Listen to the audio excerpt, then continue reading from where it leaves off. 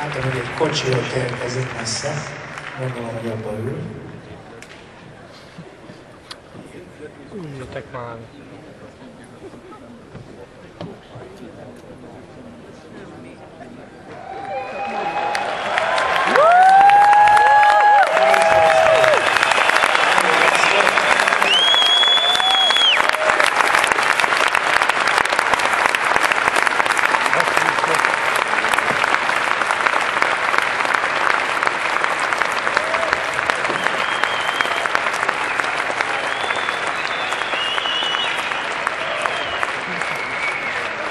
Thank you very much, Andy, for the wonderful introduction. Let's give him a big hand, the producer, the entrepreneur, the king of movie making, the specialist, the man that was the biggest independent producer in the world. I mean, the man that I've done so many movies with. Let's give him a great hand, my very, very good friend, Andy. Thank you, Andy.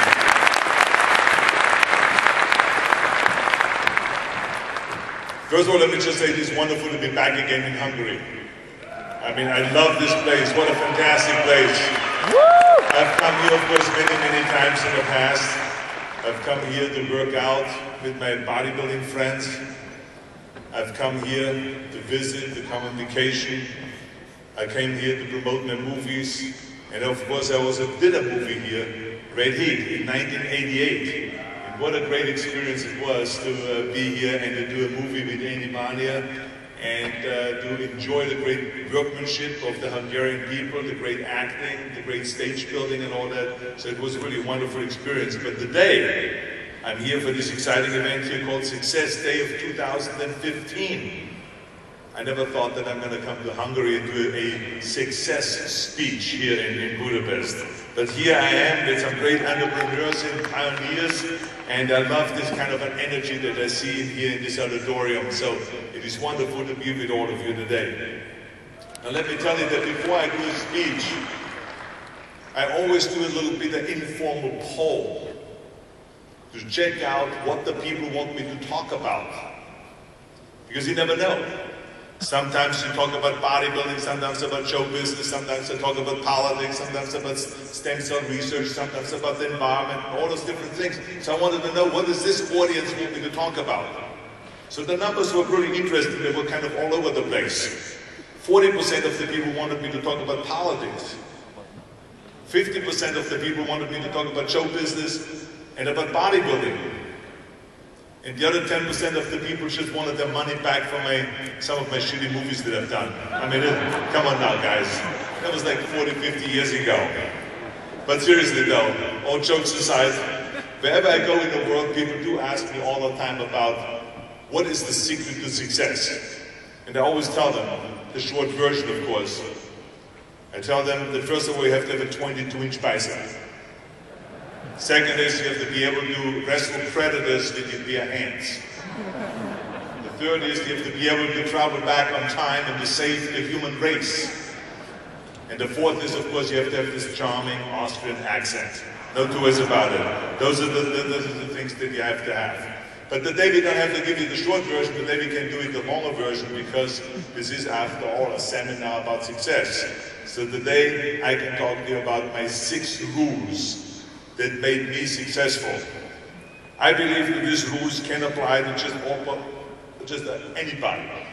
It doesn't have to be someone that wants to be a bodybuilding champion or a leading actor or a governor of the state of California or anything like that.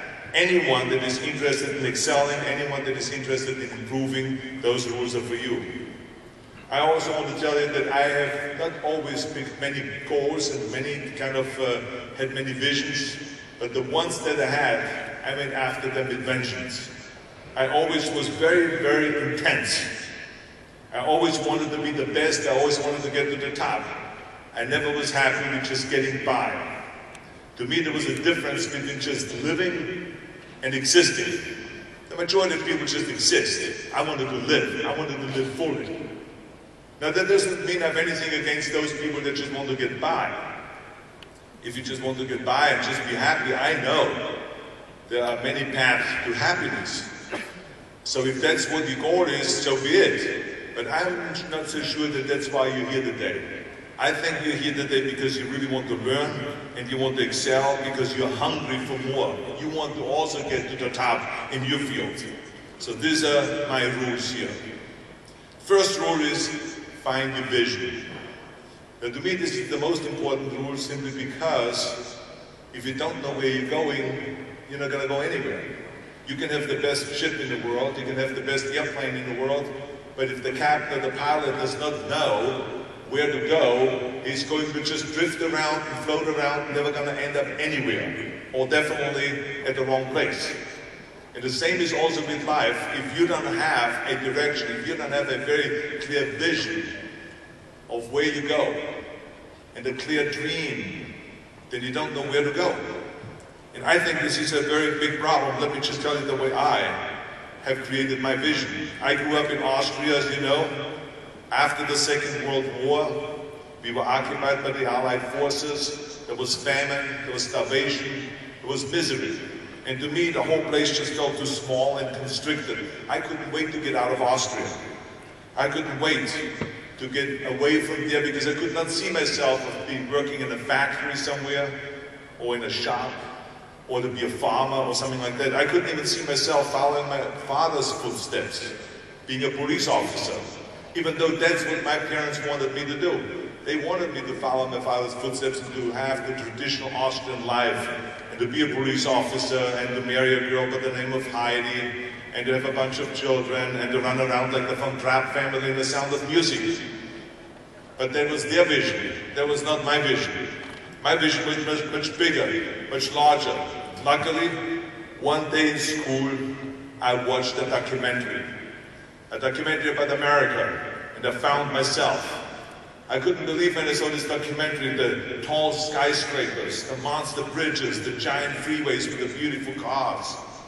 I couldn't imagine these huge jetliners, movie stars, Muscle Beach, and all of those things. The Empire State Building was 100 times taller than any building in Austria. I couldn't wait to get there, but of course the question was, how do you get to America? In those days it was not that common of a thing that you just buy yourself a ticket and you fly to America. And then one day I walked around in the town of Graz after my school, and there I saw a sporting goods store where they sold magazines, bodybuilding magazines. And there was on the cover a guy by the name of Reg Park, and he was in the lion top. He posed like Hercules. He looked monstrous, he looked fantastic. And I was so intrigued by his physique, by his body, that I bought the magazine immediately. And I read the article as fast as I could about him, how he became Hercules. Because on the cover of the magazine it said, Mr. Universe becomes Hercules. So I wanted to hear that story, I wanted to read about that. And I read about how he grew up poor in Leeds, in England. And how he trained 4 or 5 hours a day and became Mr. Great Britain. And he continued training and training and training and then eventually became Mr. Universe. Then he has won the title the second time and the third time. And then all of a sudden he was discovered in Cinecittà in Rome to play Hercules. So when I read that, I became more and more certain about my own future. I knew exactly what I wanted to do. When I read about him becoming Hercules and having all these muscles and then taking these hundreds of thousands of dollars that he made with his Hercules movies and then buy himself a gymnasium chain, became an entrepreneur and a gym owner. All of those things is exactly what I wanted to do. I could see myself very clearly, my vision laid out in front of me, that I will become a bodybuilding champion, that I will also get into movies, I will become rich and famous, and go to America, and the rest of course is history. And I was so happy that I had a vision. I was so happy that I had a goal and that I knew where to go. Because the simple truth is, if you don't have a vision, if you don't have a goal, if you don't see your future laid out in front of you, every day kind of becomes kind of like a chore. It becomes burdensome. You don't know exactly why you're working hard. You don't know why you're failing, why you have to get up again. I mean, the numbers speak for themselves. In America alone, we have 74% of the people that are unhappy with their work. Think about that. Only 1/4 of Americans are happy with their life's work. That is a sad story. When you have a vision, Everything you do, no matter how hard you work, brings you one step closer to making that vision become a reality. No matter how many times you fail, no matter how hard you work.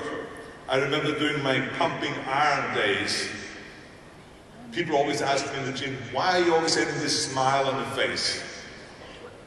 I mean, you work out 5 hours a day, you're struggling and you're sweating and you're lifting, and you smile. And all those other guys in the gym have a sour face because they have to do another set and another rep, and they have to work out. And I always told myself, because I have a very clear vision, I know that every set that I do in the gym, every rep that I do in the gym will get me one step closer to that goal, to that vision that I have to become Mr. Universe and standing on that stage. So I could not wait to do another set. I could not wait to do another 1,000 sit-ups. I could not wait to do another 500-pound bench press. I couldn't wait to do another 500-pound squat. I couldn't wait to do as many curls until my arms fall off. I couldn't wait for that because I know that each and every rep will take me one step closer to that goal of standing on that stage just like Reg Park. You see, when I lifted weights, I didn't just lift the weights in my mind. In my mind, I was lifting the trophy over my head. And I could see myself surrounded by hundreds of bodybuilders around me, looking up at me. And thousands of people screaming out in the audience, Arnold, Arnold, Arnold. That was my vision. And let me tell you something, at the age of 20, my dream and my vision became a reality, and I stood on that stage in London where Reg Park won the Mr. Universe competition. And at the age of 20, I became the youngest Mr. Universe ever. So I knew that my dream and my rules and all of those things worked, that I made it even though we had all the doubters. So this is not only in bodybuilding.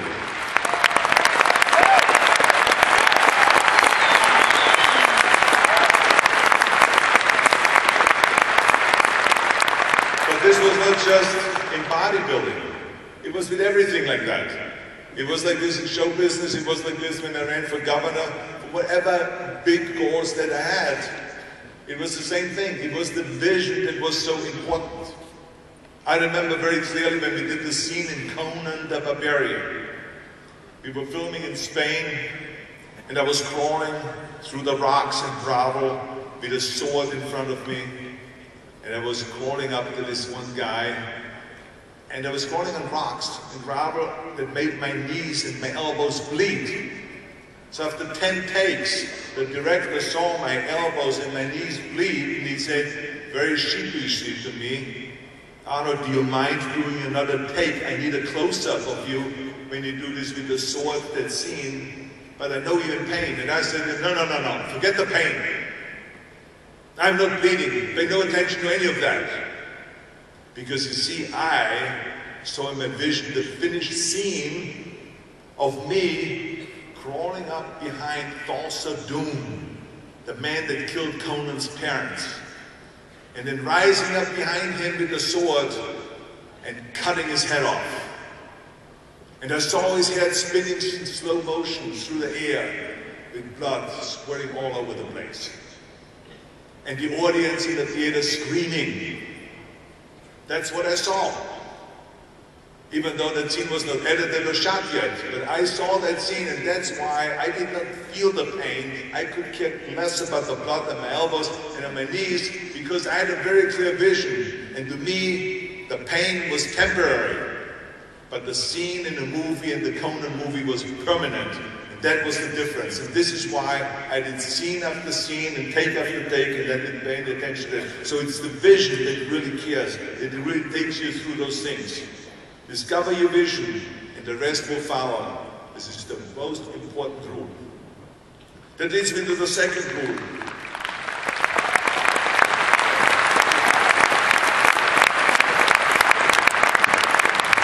The second rule is never ever think small. If you're going to accomplish anything, you have to think big. You have to think the stars. Because the biggest challenge most people have is to think small. They think small, and this is the worst enemy that you can have. I had never had patience. for any of that. To me, there's a saying in German that says, wenn schon, denn schon. If you do something, then go all out. Go all the way. I always felt that too big is not big enough. I didn't just want to be a bodybuilding champion.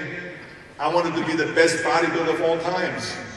I wanted to have the best symmetry. I wanted to have the best definition, the most muscle mass. I wanted to win the most titles. And the same thing was also in show business. I didn't want to just be in movies. I wanted to be the leading man. I wanted to have credit above the title. I wanted to be the highest paid actor in the history of motion pictures. I didn't in politics want to just run for city council or mayor. Are you kidding? This is Mickey Mouse stuff. I wanted to go and become governor. But not just governor of any state, but governor of the best state in the United States, of California. You see what I'm saying? So I always shot for the big, big thing. Because it takes the same amount of energy to have big dreams than it does to have little tiny goals. So remember, never think small, think big. Third rule is, ignore the naysayers. It's natural that when you have a big dream and a big goal and you say to somebody, hey, I want to be world champion in bodybuilding, and you're 15 years old, they're going to say, are you crazy? This is not going to happen. It's impossible. So no matter what goal I ever had in life, people always said it's crazy, it's impossible, it will not happen. No, no, no. So I heard this all my life, but I never paid attention to it. Because what I did was, and I recommend this to you, take those words, no, and impossible, and it can't happen, take all of this out of your vocabulary. Each of my careers, when someone said it's impossible, I heard, it's possible. When someone said it can't be done, I heard, it can be done. When someone said no, I heard aloud, yes. I always believed in what Nelson Mandela said. Nelson Mandela said that everything seems to always be impossible until someone does it. You see? Until someone does it. Then all of a sudden it's possible. Well, I wanted to be that one that breaks through and be the first one that make it possible. Just think about how many times my career would have ended if I would have listened to the naysayers. It started right away in bodybuilding when they said it can't be done. Because it's an American sport. Are you crazy? You can win an Austrian sport, you can be a ski champion or a swim champion or track and field champion, but not a bodybuilding champion. It's an American sport. You're nuts. When I wanted to go to America, they said the same thing. Come on, Arnold, you're crazy. You don't have any money to go over there. There's no one over there helping you. You know what they do in America. When you just hang out, they shoot you. They kill you. Is that where you really want to go?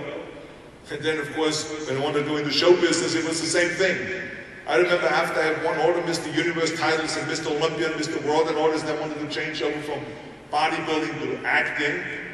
And I met with managers, with agents, with studio executives in Hollywood. They again said it's impossible. They said to me that your body is too big. Look at you, you look like a monster. Hercules movies were done 20 years ago, but look now the new sex symbols are Dustin Hoffman, Al Pacino, Woody Allen. Those are the new sex symbols of the 70s. So forget about it, Arnold. And plus your accent, I mean, the American people like to see people talk like John Wayne. They want to hear John Wayne talk. Not like you with this accent. No foreigner has ever made it in America and become a star. And plus, your German accent is kind of scary. It gives me the creeps anyway, so I don't think it will work. And your name, Schnitzel, or whatever your name is, yeah, I can see that already on a billboard or on a poster. Yeah, a lot of people is gonna storm into the theater and just see the movie because of the name Schwarzen, whatever the name is. No, forget about it. Look out. You're a nice guy. Why don't you just open a gym? Open a health food store. We can help you with that. We get you some little parts as a bouncer or as a villain or as a wrestler, a football player or something like that. Oh, they're doing Hogan's Heroes right now in Hollywood. You can play a Nazi officer. That's perfect for you, Arnold. Yes. But luckily I didn't listen. I didn't listen to the naysayers because I said to myself, like, if I could be bodybuilding champion with 5 or 6 hours of training a day. If I put the same amount of hours in there in acting, I could be successful in that too. I can get to the top in that too, and this is exactly what I did. I took acting classes, English classes, speech classes, dialogue classes, accent removal classes. Now that guy should give me his money back. They should give me my money back. But I mean, nevertheless, I ran around, I remember all day, a fine wine grows on a vine. A fine wine grows on a vine. And the zinc is made out of zinc. And rubber baby buggy bumpers. And those are the kind of things that I said over and over again in order to get used to the American kind of way of talking. And all of a sudden things started happening. I had my breakthrough. I started getting parts in movies. I remember the first one that I started was Hercules in New York. Now that movie went right in the toilet. It was a terrible movie. But let me tell you something, that it was my foot in the door. Then all of a sudden I started getting parts in Streets of San Francisco, which was a very famous series on television. And then I did Pumping Iron, Stay Hungry with Jeff Bridges and Sally Fields. Then I did a movie with Kirk Douglas and Anne Margaret. And all of a sudden I landed the Conan role. Conan the Barbarian was this big Universal studio, Dino De Laurentiis producing, and John Milius directing. And that was my breakthrough. Finally I've arrived. There was a starring role, big budget movie, and we were #1 when we came out in the box office that summer. And let me tell you something, that here's the interesting thing. When the movie was finished and we came out, John Milius, the director, said if we wouldn't have had Schwarzenegger, we would have had to build one. Because there was no one around with a body like that to play Conan the Barbarian. If we wouldn't have had Schwarzenegger, we would have had to build one, he said. And then, when we did Terminator, Jim Cameron, the director, said the "I'll be back" line became the most quoted movie line in the history of motion pictures because Schwarzenegger talks like a machine. You see what I'm saying? So now, all of those things that the naysayers said that are liabilities became actually assets, became a big plus for me. So as you can see, never listen to the naysayers. And the same was in my political career. When I ran for governor, they said the same thing, you have no political experience. I said, you're right. They said, you've never really worked your way up in politics. I said, you're right. But you see, I went to the people when I announced my governorship and I said, look, I have no experience. But I don't think that's the problem in California because we have plenty of experience. We have warehouses of experience in Sacramento. But I said, the politicians don't have the will to serve you, the people. I said, I have the will to serve you, the people, and not the party or not the special interests. I will be serving you. I said, so you have a choice. Do you want to go back to the status quo or do you want to choose me? And you know something, 2 months later, I was the governor of California, even though they all said it would never happen.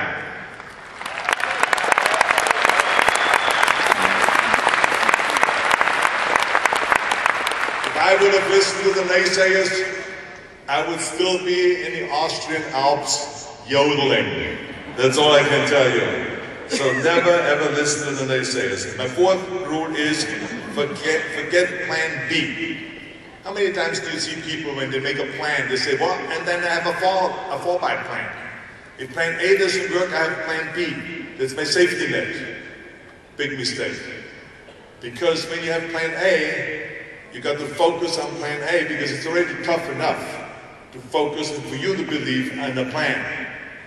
So now if you start focusing on plan B, that means you're taking your eye off the ball. And what is what they teach you in every sport?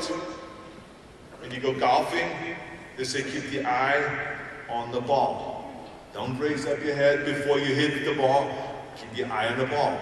When you play tennis, they tell you keep your eye on the ball. When you play football, when you play soccer, always keep the eye on the ball. Stay focused. So that's number one. You're taking your eye off the ball when you look at plan B. But number two, you've already the outside doubters.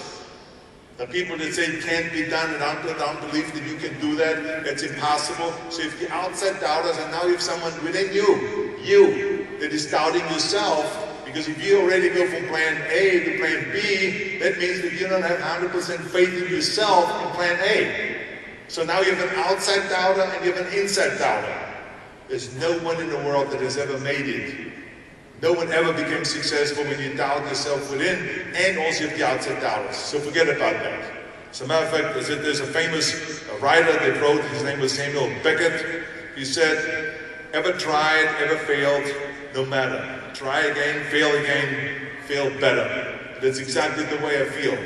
Just stay on plan A, your plan B should be to focus on plan A. And then when you fall, get up again and move forward. Because remember, the only one that is a failure is that stays down. The one that gets up is never a failure. So keep getting up and keep moving forward. Focus on your vision, be relentless, fail, but get back up again. There is no plan B. Now the fifth rule is, work your ass off. Work your ass off. Nobody ever stumbled upon success by accident, except maybe the guy in California that dug and found gold and started the gold rush. But I wouldn't count on being that guy. I think that the most important thing is that you work your butt off. I always believe that leaving no stone unturned. Work, work, work. Muhammad Ali, one of the great heroes of mine from the 70s, had a great line in the 70s. He was asked, how many sit-ups do you do, Muhammad Ali? And he said, well, I don't start counting until it starts burning. See, that's what makes you a champion. That's what makes you a champion. That's why, that's the way it is with everything. No pain, no gain. The bottom line is, none of my rules will work if you don't work your butt off. That is the most important point. It drives me absolutely nuts when people say they don't have enough time to work out every day. They don't have enough time to read a book. They don't have time to improve on their business. They don't have time to learn another language. They don't have time to improve or to do anything. What are we talking about? The day is 24 hours. 24 hours. We sleep 6 hours. So we have 18 hours left, and I know there's some of you out there that say, well, wait a minute, I maybe need 7 or 8 hours of sleep. Then just sleep faster, okay? You only need 6 hours, but then you have 18 hours left. Then you work maybe 10 hours, so you have 8 hours left. So what are we talking about, that you don't have time to improve yourself or to grow as a person physically or mentally or spiritually? We can do all of this. I remember when I went to the United States, I worked out, I trained every day 5 hours. I was managing a construction company and working on construction because in bodybuilding there was no money yet. And I was studying in school, business administration and economics. And I went to acting class 3 times a week from 8 o'clock to 12 midnight. I know that the day is 24 hours and I want to use every single hour of that day. Never waste one single hour. I believe in what a very good friend of mine by the name of Ted Turner said. Ted Turner started CNN, which was a revolutionary breakthrough in the national news, 24-hour news. He's a fantastic guy, entrepreneur. He said, early to bed, early to rise, work like hell and advertise. That's what I believe, that's what we need to do. So just remember, you can't climb the ladder of success with your hands in the pockets. You got to work your butt off. That's that simple.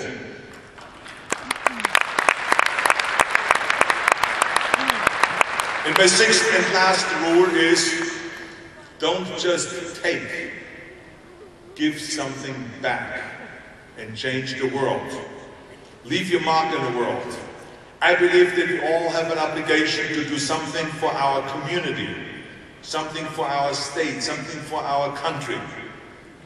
I mean, let me tell you something. We must serve a cause that is larger than ourselves. We cannot be just selfish and think about ourselves. Because we all know that in the end we are all going to be judged. But not how much we have made, but by how much we have given. Ever since America greeted me with open arms, I felt this sense of obligation to give something back to America. Today I know that everything that I've accomplished in my life is because of America. My bodybuilding career, my movie career, my political career, the money that I've made, everything because of America. America is truly the land of opportunity.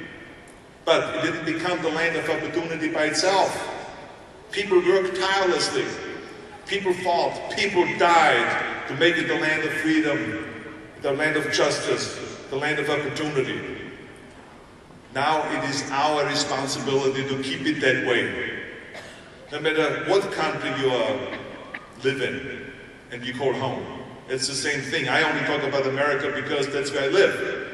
But for you it's Hungary, for you maybe it's Austria, it's Germany, it's the Ukraine, it's Russia, it's China, it's Italy. Whoever is sitting out there, think about that. You have the responsibility to give something back to your community, to your country. I love the words of my father-in-law, Sergeant Schreiber, who started the Peace Corps and the Job Corps and Legal Aid to the Poor and all kinds of wonderful programs. He said at the Yale University commencement speech, he said to the kids, tear down that mirror. Tear down that mirror in front of you that makes you always look at yourself. And you will be able to look beyond this mirror. And you will see the millions of people that need your help. You know something, he was right. I started tearing down that mirror. And I saw the millions of people that needed my help.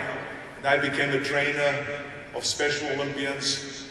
I became the chairman of the President's Council on Physical Fitness and Sports between 1990 and 1993. I started after-school programs all over the United States for kids that were disadvantaged. They didn't have parents in the afternoon when they got out of school. And I started getting so addicted to serving and the pleasure that I got out of it, the rewards that I got out of it, that in the end, I rather went to play with an 8-year-old kid, chess, in an inner-city school, or maybe play golf with a Special Olympian than to go down another red carpet of a movie premiere. And eventually the joy of giving became such a high to me that I decided to literally walk away from my movie career after we were finished with the promotion of Terminator 3 in 2003. I walked away from the movie career and then ran for governor. Let me tell you something, there were a lot of people against that because my agents and all those that were benefiting from my money that I made said, Arnold, you're going to lose out $20 to $40 million a year for doing that. As governor, you don't make any money. It's like $178,000 a year, which of course I never took because it was petty cash. They were right. But the bottom line is that I did not pay attention to the money that I would lose or anything like that. I paid attention to that I wanted to serve America. I wanted to serve California. And I tell you something, that those 7 years were the most exciting and most rewarding and the most gratifying years of my life. To work all day and to solve problems for the people, for 38 million people. From education problems, to law enforcement problems, to prison problems, to healthcare problems, and the list goes on and on and on. All day long was such an unbelievable pleasure. And even when I was finished with my governorship, I continued my service for the people. I continued with the after-school programs. I continued my fitness crusade. I even built an institute at the University of Southern California, the Schwarzenegger Institute, that continues with those policies. And we continue now I'm a professor, if you don't know, of that university and I lecture there regularly. And I also created the R20, which is an environmental organization, the Regions of Climate Action, because we have to fight our pollution, because we're continuously polluting the world and 7 million people a year die because of pollution-related illnesses. And I cannot just sit by and watch that, so I'm also on a crusade to create a sustainable and green energy future. So I continue with all of this because it gives me such a pleasure, because I believe that I shouldn't just do something for myself, but also something for the world and for the community. So this is why I said to you today, don't just think about me, think about we. I have great idols.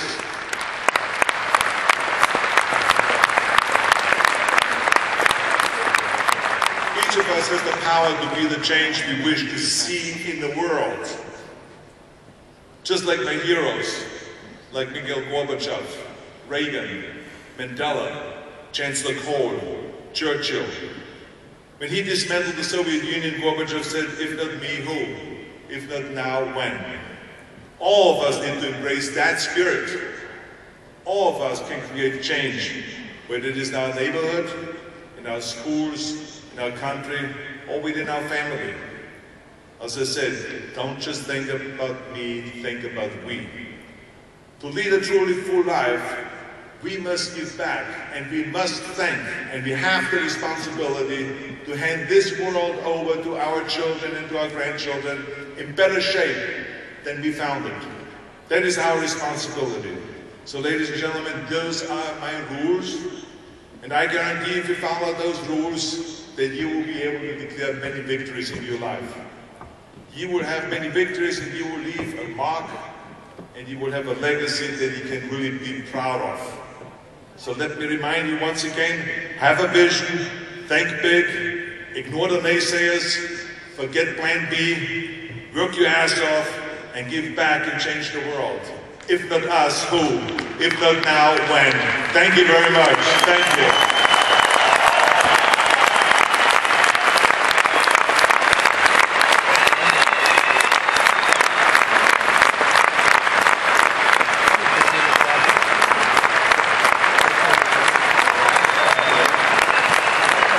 Thank you. I'll be right back for a Q&A, for discussions, and you can ask all kinds of questions. Thank you very much for paying so much attention, okay? Thank you. Yes, I'll be back in 3 minutes.